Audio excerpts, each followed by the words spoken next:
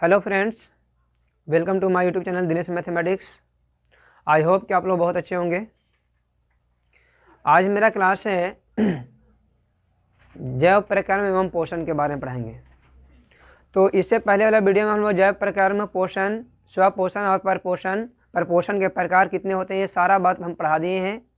अगर आप वीडियो को मिस कर दिए हैं तो इसका लिंक आपको इसके डिस्क्रिप्शन बॉक्स में मिल जाएगा, आप वहाँ से क्लिक करके देख सकते हैं। चलिए आज की क्लास अब हम लोग स्टार्ट करते हैं। तो आज की इस क्लास में हम लोग को पढ़ना है पौधों में पोषण। क्या पढ़ना है? पौधों में पोषण।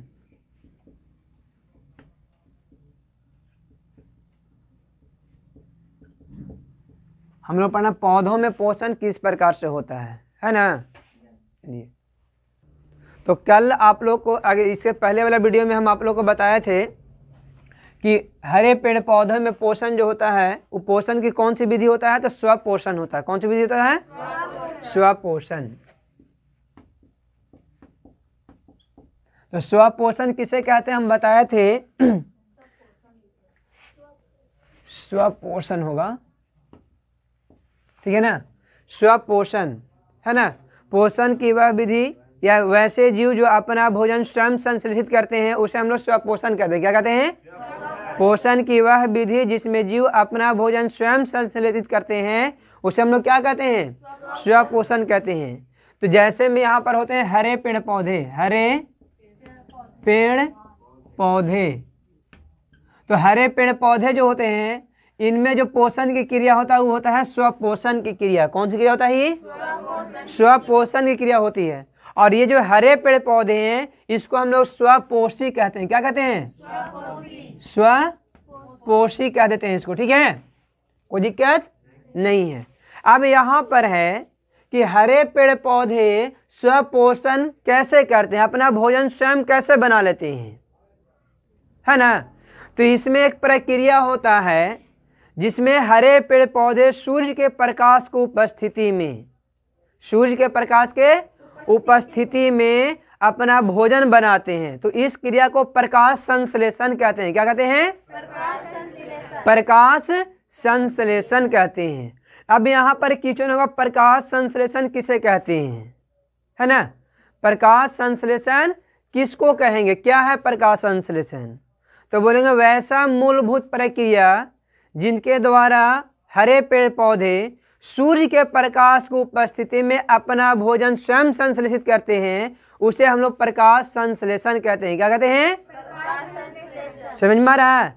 वैसी मूलभूत प्रक्रिया जिसमें हरे पेड़ पौधे अपना भोजन सूर्य के प्रकाश को उपस्थिति में स्वयं संश्लेषित कर लेते हैं उसे हम लोग प्रकाश संश्लेषण कहते हैं। क्या कहते हैं? प्रकाश संश्लेषण कहते हैं ना। तो ये प्रकाश संश्लेषण समझ में आ गया होगा। अब देखिए ये जो हरे पेड़ पौधे होते हैं सिर्फ सूर्य के प्रकाश से ही अपना भोजन नहीं बनाते हैं। प्रकाश संश्लेषण के मुख्य घटक 4 होते हैं। कितने होते हैं? मुख्य घटक 4। प्रकाश संश्लेषण के मुख्य घटक कितने होते हैं? 4 होते हैं। जिसमें पहला है सूर्य का प्रकाश, सूर्य का प्रकाश। दूसरा होता है CO2, CO। तीसरा है H2O। तीसरा क्या है? और चौथा जो होता है क्लोरोफिल होता है, क्लोरोफिल, है ना। ये 4 मुख्य घटक हैं। प्रकाश संश्लेषण के 4 मुख्य घटक कौन कौन हैं? सूर्य का प्रकाश, CO2, CO2 को हम लोग बोलते हैं कार्बन डाइऑक्साइड। क्या बोलते हैं? H2O यानी जल, और ये क्या है? क्लोरोफिल, ठीक है। अब देखिए यहाँ पर ये सब प्राप्त कहाँ से होते हैं? तो सूर्य का प्रकाश तो समझ में आ रहा है कि सूर्य से होगा, है ना जी, कोई दिक्कत है? CO2 जो होता है वो वातावरण यानी हवा से प्राप्त होता है,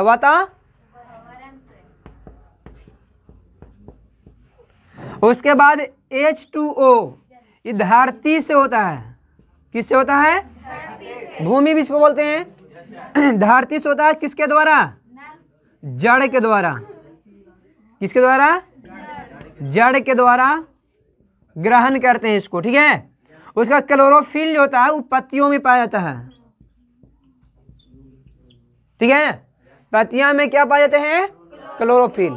तो ये चारों मिल करके प्रकाश संश्लेषण की क्रिया करते हैं और इनके फलस्वरूप ग्लूकोज का निर्माण होता है। इन्हीं के फलस्वरूप ग्लूकोज का निर्माण होता है। अब है कि प्रकाश संश्लेषण दो तरह से आपको क्वेश्चन पूछ सकता है, एक रहेगा लघु उत्तरीय में, एक रहेगा अति लघु उत्तरीय में। तो अति लघु उत्तरीय के लिए डिफिनेशन तो हम बोल दिए कि जिस मूलभूत प्रक्रिया द्वारा हरे पेड़ पौधे अपना भोजन स्वयं संश्लेषित कर लेते हैं उस मूलभूत प्रक्रिया को प्रकाश संश्लेषण कहेंगे। क्या कहेंगे? तो आप लोग डिफाइन लिख लीजिएगा, डिफिनेशन को हम बोल दिए हैं, आप लोग लिख लीजिएगा। तो आप लोग प्रकाश संश्लेषण को संक्षिप्त में समझ गए, ठीक है ना। अब इसको यदि आपको 5 नंबर का क्वेश्चन पूछता है तो कैसे जवाब दीजिएगा?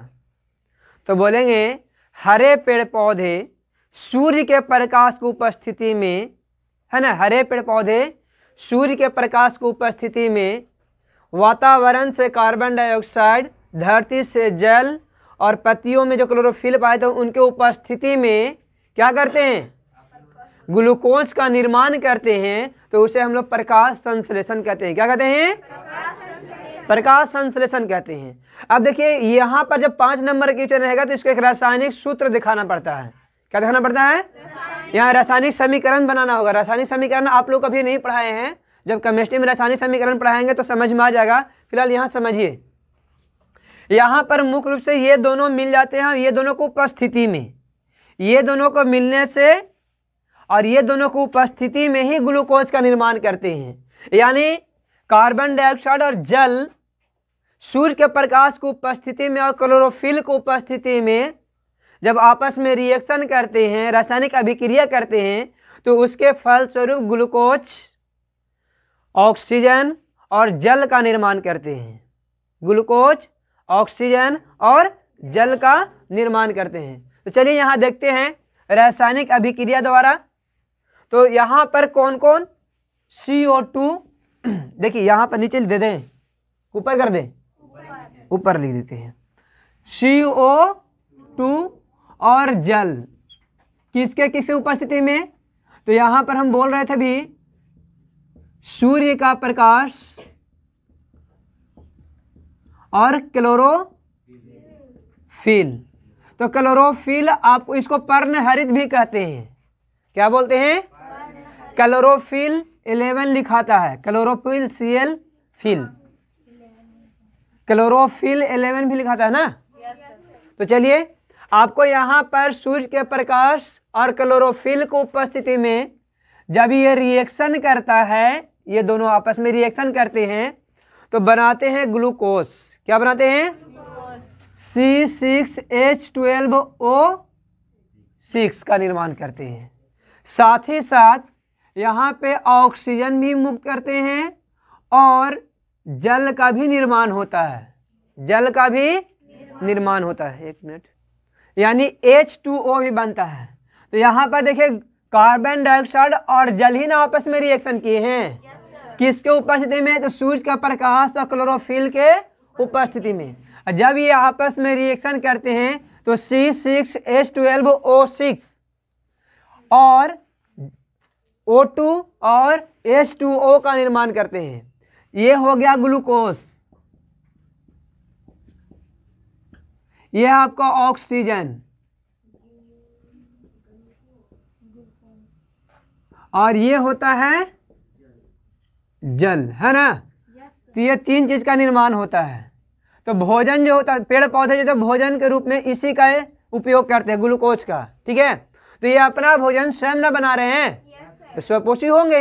तो ये वाला जब रिएक्शन आप दिखा दीजिएगा तो आपको 5 नंबर आराम से मिल जाएगा, ठीक है ना।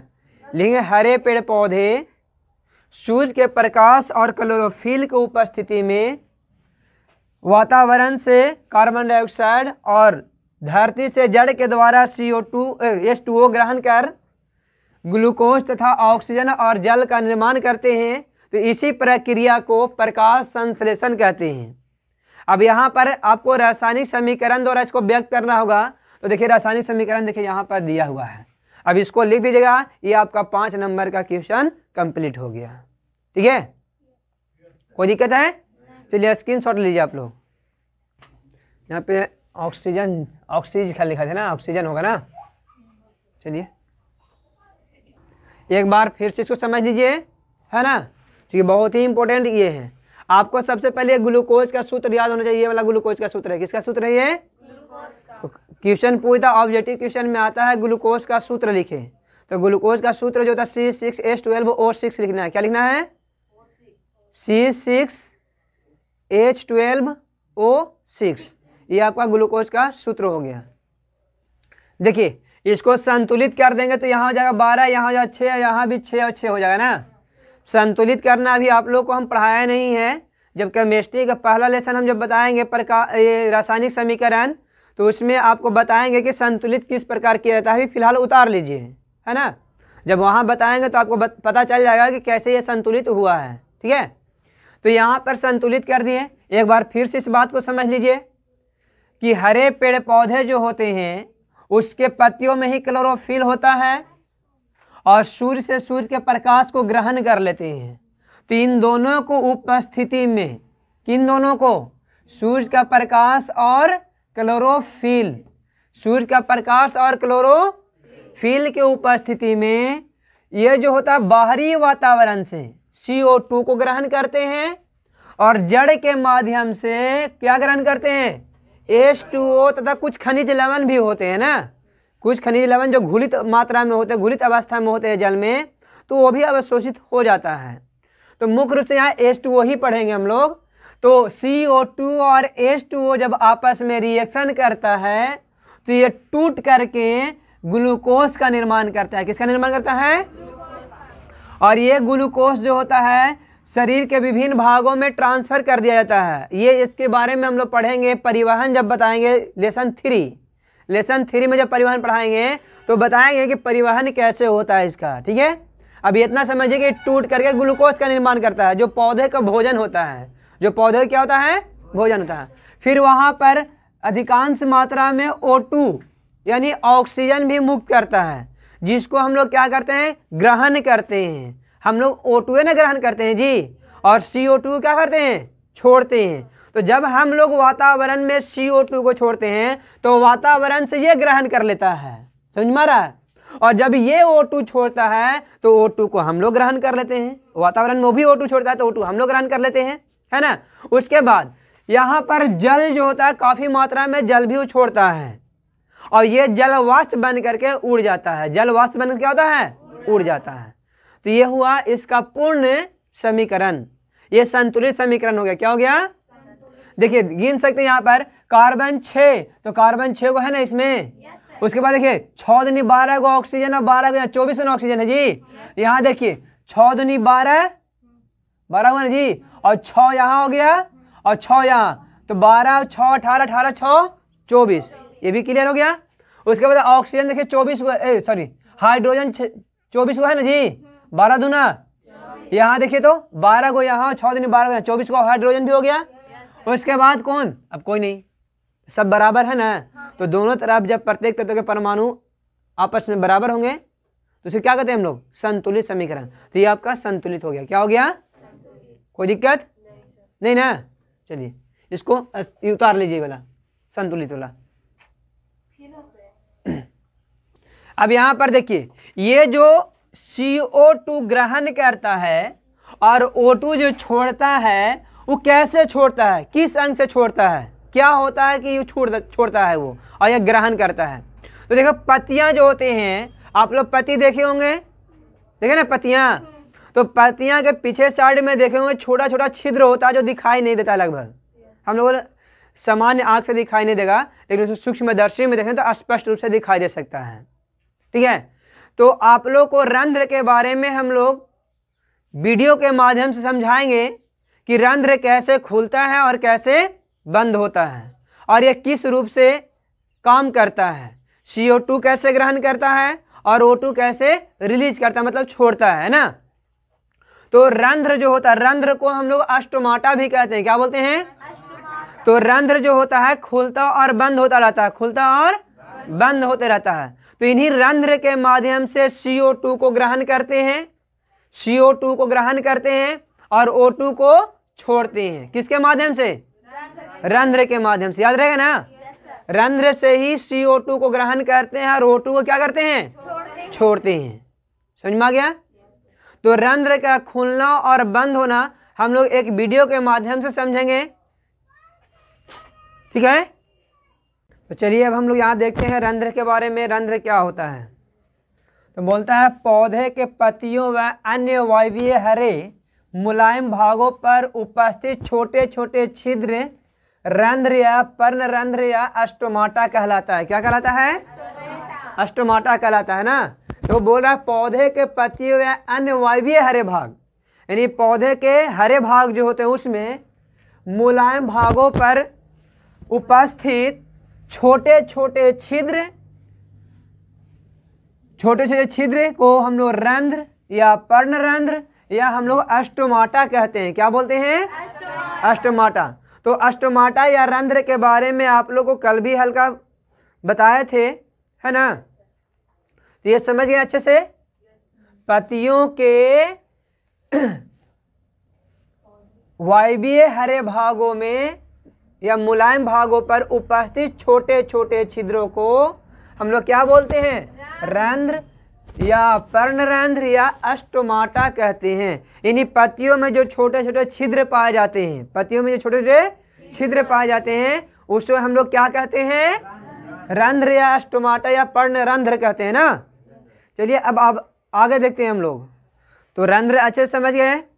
अब यहाँ पर देखेंगे रंध्र या पर्णरंध्र का वितरण। रंध्र या पर्णरंध्र का वितरण बोल रहा है रंध्र या पर्णरंध्र या अस्टोमाटा पौधे के पत्तियों व अन्य शाखीय वायवीय हरे मुलायम भागों पर पाए जाते हैं। यानी रंध्र जो होता है वो पत्तियों में, अन्य शाखीय में, वायवीय भागों में, वायवीय जो हरे भाग होते हैं, वायवीय जो हरे भाग होते हैं मुलायम भागों पर पाए जाते हैं। किंतु पत्तियों पर इनकी उपस्थिति अति आवश्यक तथा महत्वपूर्ण है। किंतु सभी जगह पाए, लेकिन इस पर पाना बहुत जरूरी है। पत्तियों पर पाना इनको बहुत जरूरी है, महत्वपूर्ण है। पृष्ठधारी पत्तियों में रंध्र अधिकतर निचली या अपाच सतह की बाह्य त्वचा पर ही होते हैं। अब पृष्ठधारी जो होते हैं वो एक बीजीय पौधे को बोलते हैं। किसको बोलते हैं? एक बीजीय पौधे में जो होते हैं उसको बोलते हैं पृष्ठधारी पत्तियों। उनसे जो पत्ती बनता है उसको बोलते हैं पृष्ठधारी। तो पृष्ठधारियों पौधों में, पृष्ठधारियों पत्तियों में रंध्र जो होता है उसके निचली सतह पर होता है। किसमें होते हैं? निचली सतह पर अधिक मात्रा में होते हैं, है ना। ऊपरी या उपज सतह पर ये बिल्कुल नहीं होते हैं। ऊपरी या उपज सतह पर ये बिल्कुल नहीं होते हैं।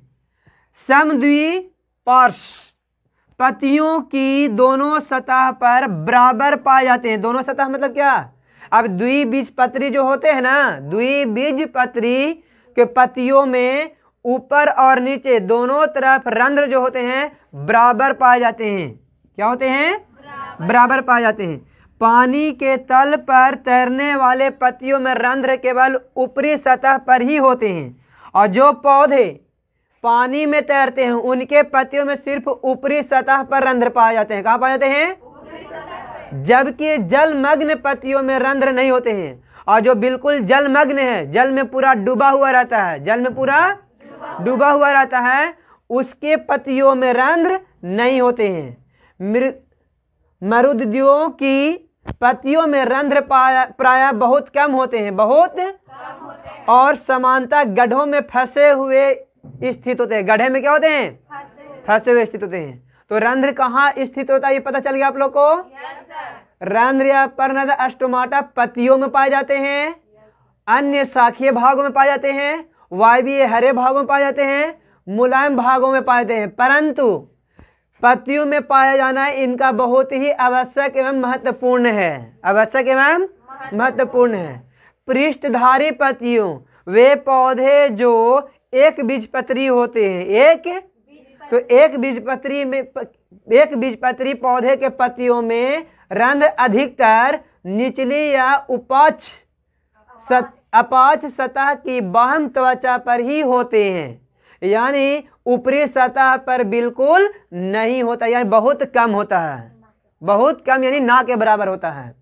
अब बोल रहा है समद्विपार्श्व पत्तियों की दोनों सतहों पर बराबर पाए जाते हैं। रंध्र जो होते हैं ऊपरी सतह और निचली सतह दोनों सतह में बराबर होते हैं। दोनों सतहों में क्या होते हैं?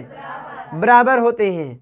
अब बोला पानी के तल पर तैरने वाले जो पत्तियां होती हैं, पानी के तल पर नहीं तैरते हुए पत्ती को आप लोग देखे होंगे, सिंघाड़ा उंघाड़ा का जो होता है ना पत्ती पानी पर नहीं तैरता है, तो उनमें सिर्फ पत्तियों को ऊपरी भागों में, पत्तियों के ऊपरी भागों में केवल रंध्र होते हैं, नीचे वाला में रंध्र नहीं होता है। जबकि जलमग्न में जो जल में डूबा हुआ है, जो जल में क्या है? डूबा हुआ है, तो जलमग्न पौधे के पत्तियों में रंध्र नहीं होते हैं, रंध्र नहीं होते हैं। और फिर बोल रहा है मरुदियों की पत्तियों में रंध्र प्रायः बहुत कम होते हैं और समानता ये गड्ढे में फंसे होते हैं। गड्ढे में क्या होते हैं? फंसे होते हैं। तो ये हो गया रंध्र का वितरण, रंध्र कहाँ कहाँ बटा होता है, कैसे कैसे होता है, इसके बारे में हम बताए हैं। ठीक है, अब आगे देखेंगे रंध्र की संरचना। अब यहाँ हम लोग देखेंगे रंध्र या पर्णरंध्र की संरचना, रंध्र या पर्णरंध्र की संरचना। तो आप देखिए यहाँ पर रंध्र की संरचना इस प्रकार का होता है, जो हमको पत्तियों में दिखाई नहीं देता है, लेकिन इसको जूम करके दिखाया गया है, जूम करके दिखाया गया है। रंध्र इस प्रकार का होता है, समझ में आ रहा ना। अब इसका देखिए सभी का नाम दिया हुआ है। ये वाला भाग जो देख रहे हैं, ये दोनों जो दिख रहा है ना आपको, इसको बोलते हैं द्वार कोशिकाएं। क्या बोलते हैं? द्वार कोशिकाएं। और ये वाला जो भाग खुला हुआ दिखाई दे रहा है, हरा वाला ना, ये वाला भाग को ही बोला जाता है रंध्र छिद्र। क्या बोलते हैं इसको? रंध्र छिद्र। और ये वाला जो हरा हरा आपको दिखाई दे रहा है बाहर में, इसको बोलते हैं सहायक कोशिका। क्या बोलते हैं इसको? सहायक कोशिका बोलते हैं। और ई में जो जहां तहां दिख रहा है हरा हरा दिख रहा है ना आप लोग को ऐसे, इसी को बोलते हैं हरित लवक, क्लोरोप्लास्ट। क्या बोलते हैं? यही हरित लवक है। समझ में आ गया ना आपको? तो अब हम लोग यहाँ चलते हैं, देखते हैं कि इसके बारे में क्या क्या लिखा हो, उसके बारे में देखते हैं। लिखा प्रत्येक रंध्र दो विशिष्ट आकार और संरचना की कोशिकाओं से बना होता है। ये देखिए दूगो से बना हुआ कि नहीं बना हुआ है? दूगो से घिरा हुआ है, द्वार कोशिका से घिरा हुआ है। इन कोशिकाओं को द्वार कोशिका या गार्ड सेल कहते हैं। इसको क्या बोलते हैं? द्वार कोशिका या गार्ड सेल। रक्षा की दृष्टि से होता है ना, ठीक है, ये सुरक्षा करता है इसको। तो क्या ये द्वार कोशिका से घिरे होते हैं, जिसको हम लोग गार्ड सेल भी कहते हैं। क्या कहते हैं? द्वार कोशिका या गार्ड सेल या रक्षक कोशिका का आकार सेम के बीज के आकार का समान होता है। सेम के बीज आप देखिए, सेम इसी प्रकार होता है कि नहीं होता जी? तो सेम के बीज का आकार जैसा होता है।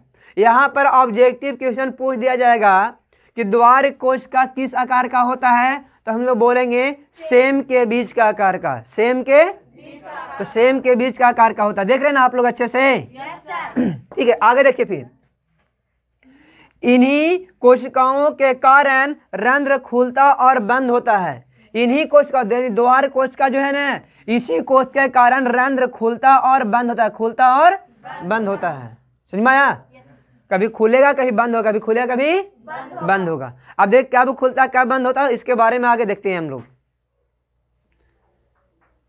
अब यहाँ पर है रंध्र का खुलना और बंद होना, रंध्र का खुलना और बंद होना।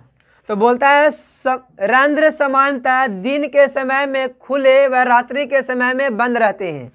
दिन के समय में खुला रहता है और रात्रि के समय में बंद रहता है। कभी कभी ये दिन के समय में भी बंद हो जाते हैं और कभी कभी ये दिन के समय में भी क्या हो जाते हैं? बंद हो जाते हैं, है ना। ये वाला छिद्र जो है ना, कभी कभी दिन के समय में भी बंद रहता है, दिन के समय में भी क्या रहता है? बंद रहता है। जब द्वार कोशिकाएं स्फीत हो जाता है, स्फीत माने फूलना, स्फीत मतलब क्या होता है? जब द्वार कोशिका वाला फूल जाता है तो ये वाला क्या होता है? खुल जाता है। ये वाला द्वार क्या होता है? जब ये फूला हुआ रहेगा तब ये अभी देखिए फूला हुआ स्थिति में, इसलिए खुला हुआ दिखाई दे रहा है आपको ना।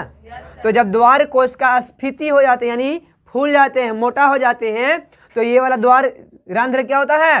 खुल जाता है। देखिए लिखा होगा, जब द्वार कोश का स्फीति हो जाती है तो रंध्र खुला रहता है, और जब स्लथ हो जाती है, स्लथ माने सिकुड़ना, स्लथ मतलब जब ये सिकुड़ जाता है तो रंध्र क्या हो जाता है? बंद हो जाता है। रंध्र क्या हो जाता है? तो कब खुलता कब बंद होता समझ में आ गया? दिन के समानता दिन के समय में रंध्र खुले होते हैं और रात्रि के समय में बंद होते हैं। लेकिन कभी कभी ऐसा होता है कि दिन में भी ये बंद रह जाते हैं ना, दिन में भी क्या होते हैं? बंद हो जाते हैं। और जब द्वार कोश का स्फीति होती है, द्वार कोश का जब भर जाता है पानी से, यानी ये मोटा हो जाता है, ये फूल जाता है, तो ये रंध्र खुल जाता है। और जब ये सिलत हो जाता है यानी सिकुड़ जाता है तो ये रंध्र क्या होता है? बंद हो जाता है। ठीक है, अब आगे देखिए। अब देखिए रंध्रों का खुलना और बंद होना प्रसारण दाब पर निर्भर करता है। किस पर निर्भर करता है? प्रसारण दाब पर यह निर्भर करता है। प्रसारण दाब बढ़ने पर आसपास की सहायक कोशिकाओं में प्रसारण की क्रिया के द्वारा पानी आ जाता है और द्वार कोश का स्फीति हो जाती है।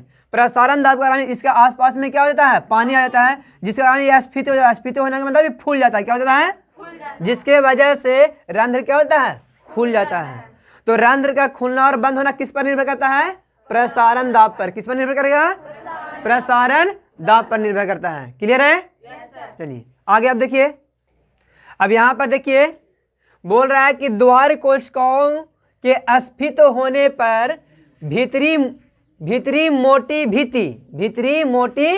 ये वाला देख रहे हैं ना, भीतरी मोटी भीति बाहरी भीति के बाहर की ओर फूलने के कारण द्वार कोशिकाओं के अंदर ही घुस जाती है, फलतः रंध्र खुल जाता है। ये जब फूलने लगता है तो ये अंदर की ओर क्या, देखिए ऐसी ओर अंदर की ओर दोनों क्या हुआ? धस गया है। अंदर की ओर दोनों क्या हो गया है? और ये जब धंसते हैं तो इसी के कारण ये द्वार कोश का क्या होता है? ये धंसता है अंदर ना, तो रंध्र छिद्र जो होते हैं फिर क्या होते हैं? खुल जाते हैं। रंध्र क्या होते हैं? और प्रसारण दाब कम होने पर द्वार कोशिकाओं में जल पड़ोसी कोशिकाओं में चले जाते हैं। ये वाला से चल जाता है पड़ोसी कोशिका में, और जब पड़ोसी कोशिका में चल जाता है तो ये वाला हो जाता है खाली। ये पानी क्या होता है? इसमें से खाली हो जाता है। और जब इसमें पानी खाली हो जाएगा तो ये सिकुड़ने लगता है, और सिकुड़ने के कारण ये रंध्र क्या हो जाता है? बंद हो जाता है। सिकुड़ने के कारण क्या हो जाता है? बंद। तो इसी प्रकार से आपका रंध्र काम करता है। समझ में आ गया? रंध्र खुलता और बंद होता है। अब यहाँ पर देखिए रंध्र का कार्य क्या है? Function of stomata. Function of stomata बोलता है रंध्र का प्रमुख कार्य पौधे के बाह्य वातावरण से पौधे के अंदर के वातावरण को संबंध स्थापित कराना, यानी बाहरी वातावरण से अंदर के वातावरण को संबंध को स्थापित कराना है। अर्थात श्वसन के लिए ऑक्सीजन का आना व कार्बन डाइऑक्साइड का बाहर जाना तथा प्रकाश संश्लेषण के लिए कार्बन डाइऑक्साइड का आना व ऑक्सीजन के बाहर निकालना, अथवा इसके विपरीत अधिक मात्रा में श्वसन में बनी कार्बन डाइऑक्साइड को उत्सर्जित करना, जैसे कि रात्रि के समय होता है। और जल के उत्सर्जन अर्थात वाष्प उत्सर्जन का कार्य भी रंध्र करते हैं। देखिए कहने का मतलब ये है, रंध्र का मुख्य कार्य है कि श्वसन, जब पौधों में श्वसन की क्रिया तो उसके समय में क्या करते हैं कि रंध्र के द्वारा ऑक्सीजन अंदर जाता है और कार्बन डाइऑक्साइड बाहर निकलता है। कब? जब श्वसन होता है तब। लेकिन जब प्रकाश संश्लेषण की क्रिया होता है तो इसका विपरीत होने लगता है। इसका विपरीत यानी कार्बन डाइऑक्साइड अंदर जाता है और ऑक्सीजन बाहर निकलने लगता है। कार्बन डाइऑक्साइड अंदर और ऑक्सीजन बाहर होने लगता है। समझ में आया? और इसका मुख्य कार्य क्या है? इसका मुख्य कार्य है, हाँ, कार्बन डाइऑक्साइड जो, एक मिनट, हाँ क्या है इसमें, बाहर निकलना अथवा उनके विपरीत अधिक मात्रा में श्वसन से बनी कार्बन डाइऑक्साइड क्या होता है? उत्सर्जित हो जाता है। क्या होता है? और रात्रि के समय में ये काम ज्यादा होता है। रात्रि समय में क्या होता है? तथा जल जो होता है जल का निर्माण करता है ना, हम रासायनिक क्रिया में दिखाया थे पौधे जल का निर्माण करते हैं। ये पौधे फिर जल को क्या करते हैं कि वाष्प उत्सर्जन की क्रिया द्वारा वातावरण में छोड़ देते हैं। और ये किसके द्वारा होता है? तो रंध्र के द्वारा होता है। किसके द्वारा होता है? रंध्र के माध्यम से वो जल को क्या करते हैं? निष्कासित करते हैं। ठीक है, तो चलिए रंध्र के बारे में हम लोग को इतना ही पढ़ना था। अब इसके आगे देखते हैं क्या है। तो ये प्रकाश संश्लेषण के लिए 4 मुख्य घटक थे। आप लोग को हम बताए थे प्रकाश संश्लेषण के आवश्यक कितने मुख्य घटक थे? 4, जिसमें था पहला CO2 सूर्य का प्रकाश, जल और क्लोरोफिल, है ना। तो ये 4 में से कोई भी एक यदि नहीं रहेगा तो प्रकाश संश्लेषण की क्रिया नहीं होगा, फलतः हमारा पौधा नष्ट हो जाएगा, सूख जाएगा, खत्म हो जाएगा, है ना। तो इनमें इसको हम लोग क्या करेंगे, प्रयोग द्वारा समझेंगे कि इस प्रकाश संश्लेषण के लिए प्रकाश संश्लेषण के लिए सूर्य का प्रकाश आवश्यक कैसे है, इसके एक प्रयोग द्वारा हम लोग समझेंगे ना। तो यहाँ पर क्या करेंगे, प्रयोगशाला तो हम लोग पास है नहीं, ऐसे ही हम बता दे रहे हैं, समझिएगा, है ना। तो देखिए प्रकाश संश्लेषण के लिए पहले लिख लेते हैं इसको। तो यहाँ पर आप लोग देखिए प्रकाश संश्लेषण के मुख्य घटक कौन कौन है। पहला लिखते हैं सूर्य का प्रकाश, है ना। दूसरा है CO, तीसरा है H2 यानी जल, और चौथा है क्लोरो। प्रकाश संश्लेषण के मुख्य घटक यही 4 है ना। इन चारों में से कोई भी एक अगर गोल होगा, कोई भी एक समाप्त होता है तो पौधा हमारा सूख जाता है, पौधा मृत हो जाता है ना। तो एक प्रयोग द्वारा हम लोग ये समझेंगे कि प्रकाश संश्लेषण के लिए सूर्य का प्रकाश आवश्यक है। एक प्रयोग द्वारा लिखें या प्रयोग द्वारा समझाया तो आप लोग कैसे समझाइएगा, ध्यान से सुनिएगा। हम लोग क्या करेंगे, गमला में लगा हुआ पौधा ले लेंगे। गमला में लगा हुआ सपोज कि ये पौधा है, ये गमला है ना अभी, ठीक है। इसमें एक हम पौधा लगा रहे हैं, ठीक है, ऐसे इसमें से पत्ता ऐसे निकलेगा ना, ऐसे मान लीजिए।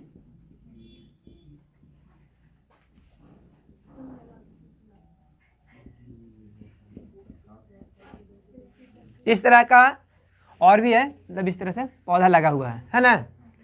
ये पौधों को ये अगर सूर्य के प्रकाश के अनुपस्थिति में इसको हम रख देंगे, सूर्य के प्रकाश के अनुपस्थिति में, यानी इसको क्या करेंगे हम कि इसको उठा करके, गमला को उठा कर धूप में, जड़ल है ना, इधर मिट्टी से भरा हुआ रहता है पूरा।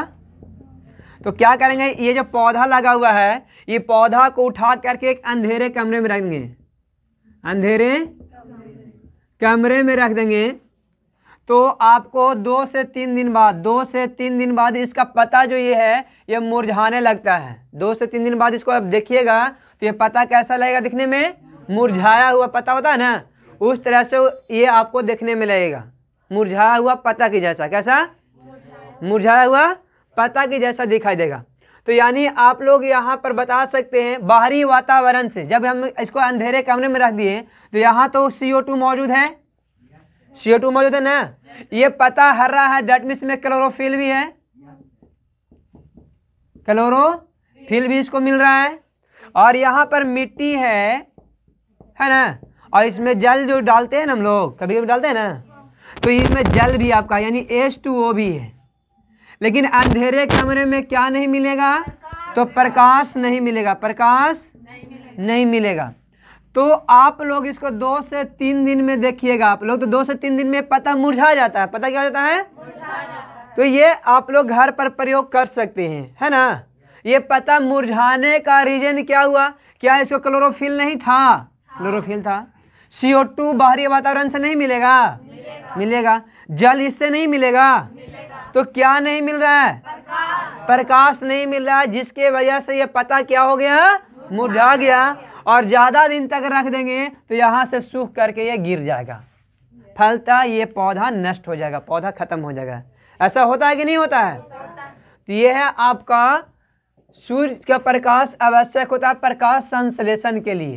प्रकाश संश्लेषण के लिए सूर्य का प्रकाश क्या बहुत आवश्यक है ना।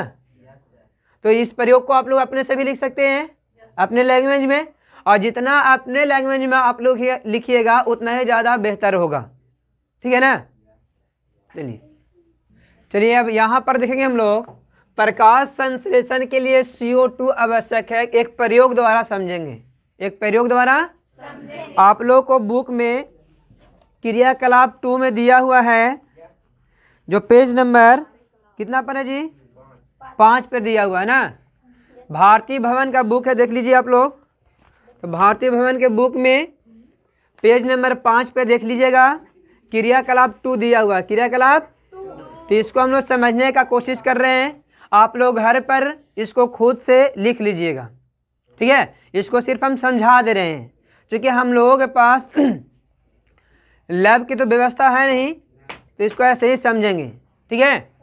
तो देखिए हम लोग क्या करेंगे, एक पौधा लेंगे। सबसे पहले क्या करेंगे, एक पौधा लेंगे। इस पौधा को 2 से 3 दिन के लिए, 2 से 3 दिन के लिए एक अंधेरे कमरा में रख देंगे, अंधेरे कमरा में रख देंगे। अंधेरा कमरा में रखने से क्या होगा कि इसमें स्टार्च का निर्माण नहीं होगा, इसमें प्रकाश संश्लेषण की क्रिया नहीं होगा, जो कि अभी हम समझाए थे। अगर सूर्य के प्रकाश नहीं मिलेगा तो प्रकाश संश्लेषण क्रिया होगा नहीं ना होगा। तो इसको 2 से 3 दिन के लिए रख देना है अंधेरे कमरे में, सिर्फ इसको, पौधा को। ये सेटअप पूरा नहीं, सिर्फ कौन रहेगा, पौधा रहेगा।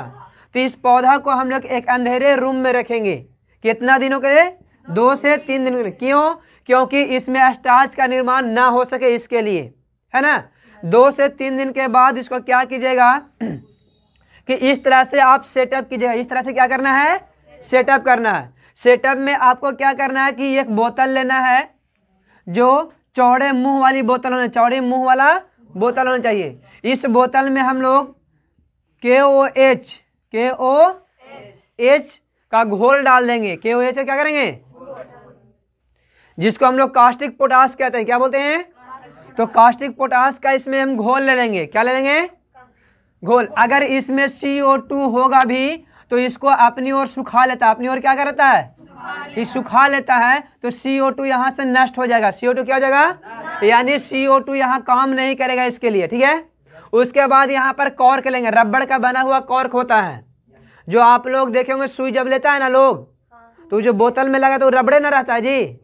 तो उसको हम लोग क्या करें, 2 भागों में बांट देंगे। 2 भागों में क्या करेंगे, 2 भागों में बांट करके उसको क्या करेंगे, जो पता आप देख रहे हैं, इस पता को, ये वाला भाग को हम अंदर कर देंगे और बाहर कर देंगे, और उस रबर कॉर्क के मदद से ऐसा चिपका देना है कि इसमें गैसों का आदान प्रदान ना हो सके, गैस का आदान प्रदान ना हो सके, यानी इसमें ना तो गैस अंदर जाए और ना बाहर आए, ठीक है। इस प्रकार कॉर्क के माध्यम से इसको कस देना है, ठीक है, बांध देना है, ठीक है। आपको यहाँ फिर कुछ ही घंटों के बाद इसमें एक विशेष प्रकार के परिवर्तन नजर आएगा, ठीक है ना। कुछ घंटों के बाद क्या कीजिएगा कि इस पत्ता को आप तोड़ लीजिए। इस पत्ता को क्या कीजिएगा, तोड़ लेंगे, ठीक है। कुछ घंटा बाद क्या करेंगे, इस पत्ता को तोड़ लेंगे।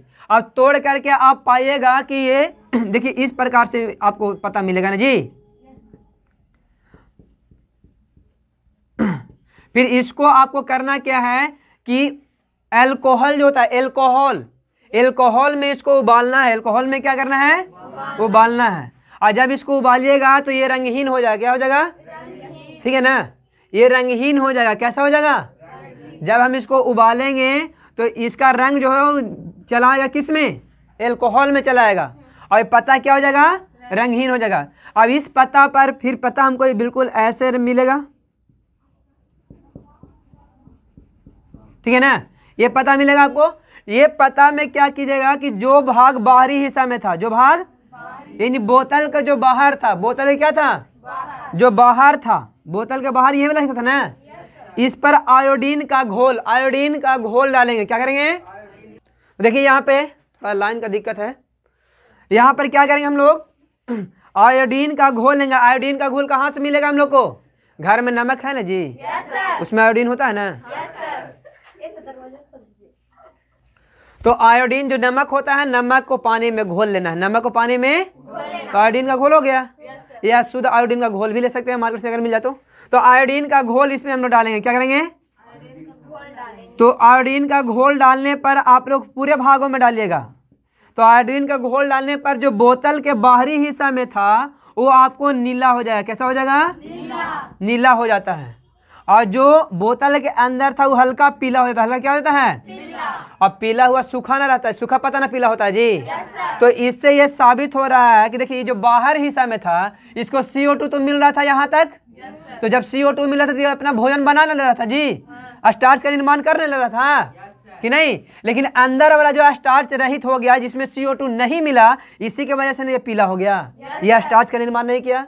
तो इससे यह साबित होता है कि प्रकाश संश्लेषण के लिए CO2 भी क्या है? आवश्यक है। CO2 भी क्या है? आवश्यक है। तो इस प्रयोग को आप लोग बुक में से उतार लीजिएगा और इसको समझ लिए है ना। चलिए ठीक है, अब आगे देखेंगे प्रकाश संश्लेषण के लिए H2O आवश्यक है। तो ये तो आप लोग अपने से भी देख सकते हैं कि एक पौधा को कबाड़ के अगर हम लोग रख देते हैं कहीं पे भी, तो 3 से 4 दिन में पौधा मुरझा जाता है और मृत हो जाता है ना। तो इससे क्या, पौधा को हम लोग धूप में रखेंगे तो प्रकाश भी मिल जाएगा, है ना, और CO2 भी मिलेगा। और उसमें हरा है पौधा, तो हरा पौधा क्या हो जाएगा? ये हरा पौधा में क्लोरोफिल रहेगा। लेकिन जब इसको हम कबाड़ देंगे तो इसमें से जल जो मिल रहा था वो मिलेगा इसको? नहीं मिलेगा। तो इससे यह साबित होता है प्रकाश संश्लेषण के लिए जल भी आवश्यक है। अब आगे देखेंगे, प्रकाश संश्लेषण के लिए क्लोरोफिल आवश्यक होता है। प्रकाश संश्लेषण के लिए क्लोरोफिल भी क्या होता है? अब इसको भी प्रयोग करके देखेंगे, ठीक है। देखिए, अब हम लोग लास्ट समझेंगे कि प्रकाश संश्लेषण के लिए क्लोरोफिल आवश्यक क्यों है। तो आप लोग उसी प्रकार से इसका क्रियाकलाप 1 में दिया हुआ है। क्योंकि हम यहाँ पहले लिख दिए थे CO2, इसलिए हमको दूसरा क्रियाकलाप पहले समझाना पड़ा, और यहाँ क्लोरोफिल लास्ट में लिखे, इसलिए हमको ये लास्ट में समझाना पड़ रहा है ना। लेकिन आपके बुक में पहले ये समझाया तब ये समझाया है, ठीक है। तो चलिए अब हम लोग समझेंगे कि प्रकाश संश्लेषण के लिए क्लोरोफिल आवश्यक कैसे है। क्लोरोफिल आवश्यक, तो सबसे पहले आपको क्या करना है, एक पत्ता लेना होगा जो चींटीदार होगा, चींटीदार पत्ता। चींटीदार पत्ता में होता है क्या है, कहीं कहीं पे पीला पीला होता है, चींटी जैसा होता है ना, और कहीं कहीं पे हरा भाग होता है ना। हरा भाग और कैसा होता है? चींटीदार होता है ना। तो ये चींटीदार पौधा के हम लोग यहाँ पर एल्कोहल में गर्म करेंगे, एल्कोहल में उबालेंगे। एल्कोहल में क्या करेंगे, या स्पिरिट, एल्कोहल या स्पिरिट में इसको उबालेंगे। तो इसको यहाँ गर्म करते हैं, पहले क्या करते हैं, गर्म करके उबालते हैं, गर्म करें तब ना। अब देखिए, साइड में इसको पानी रखना है, साइड में दोनों तरफ क्या रखे हैं हम लोग, क्योंकि हम लोग जानते हैं कि स्पिरिट या एल्कोहल आग के संपर्क में आता है तो आग पकड़ सकता है वहां पर ना। तो थोड़ा सावधानी बरतना जरूरी है, इसलिए हम लोग पानी दोनों तरफ लिए हैं कि ये पानी इस सबको मेंटेन कर सके, ठीक है। पानी क्या कर रहा है, सबको मेंटेन कर रहा है। तो इसको जब आप उबालिएगा, कब तक उबालना है, जब तक इसमें से हरा वाला रंग गिर ना जाए। हरा वाला रंग पूर्णतः जब एल्कोहल में घुल जाएगा तो इसको फिर हम लोग बाहर लाना है, और बाहर ला के गर्म पानी से धो देना है। गर्म पानी से क्या करना है, और धोने के बाद इसको ऐसे रख देना है, ठीक है। उसके बाद क्या करेंगे कि इस पर हम लोग आयोडीन का घोल डालेंगे। क्या करेंगे, आयोडीन का घोल डालेंगे। तो आयोडीन का जब आप लोग इसमें घोल डालिएगा तो जो भाग हरा था, जो भाग क्या था, जो हरा भाग था वो हो जाएगा नीला। कैसा हो जाएगा, और जो चींटीदार था, चींटीदार, वो रह जाएगा पीला या सफेद होता है, सफेद रहता है, पीला या हल्का पीला हो जाता है, पीला का पीला ही रहता है, पीला तो है ही है। तो ये पीला कलर का हो जाता है, ठीक है। किस कलर का हो जाता है, तो यहाँ पर बताइए बाबू, जो चींटीदार था उसमें क्लोरोफिल नहीं ना होगा। ये मान लिया कि यहाँ पर ये बीच बीच में ऐसे चींटीदार है इसे, तो ई वाला में क्लोरोफिल है, क्लोरोफिल नहीं है। लेकिन जो हरा वाला भाग है, वो हरा वाला भाग में तो क्लोरोफिल है। तो यहाँ पर नीला कौन भाग हो रहा है, जो हरा था, जो हरा था सो नीला हो गया। किसको डालने से, आयोडीन का घोल डालने से। और जो चींटीदार था उसमें कोई परिवर्तन नहीं आया, पीला का पीला ही रह गया, पीला का। तो इससे यह साबित हो रहा है कि प्रकाश संश्लेषण के लिए क्लोरोफिल आवश्यक है। जिसमें क्लोरोफिल था वो स्टार्च का निर्माण कर दिया, स्टार्च बना, और जिसमें क्लोरोफिल था उसमें स्टार्च। तो हम लोग बोल सकते हैं ना कि क्लोरोफिल जो है से प्रकाश संश्लेषण के लिए आवश्यक है। तो ये प्रयोग में ये था, ठीक है। तो आप लोग हम समझा दिए पौधे में पोषण किस प्रकार से होता है, प्रकाश संश्लेषण के लिए कौन कौन से घटक होते हैं, और ये कैसे आवश्यक होता है, इसका प्रयोग भी दिखा दिया आप लोग को। अब अगले वीडियो में हम लोग पढ़ेंगे मनुष्य में पोषण, जंतुओं में पोषण पढ़ेंगे। क्या पढ़ेंगे, जंतुओं में पोषण। चलिए, तब तक के लिए धन्यवाद। Thanks for watching. अगर आप लोग को वीडियो अच्छे लगे हो तो मेरे यूट्यूब चैनल को सब्सक्राइब करें और अपने दोस्तों के पास ज़रूर शेयर करें ताकि वो भी इस वीडियो को देख सके। ठीक है, थैंक्स फॉर वॉचिंग।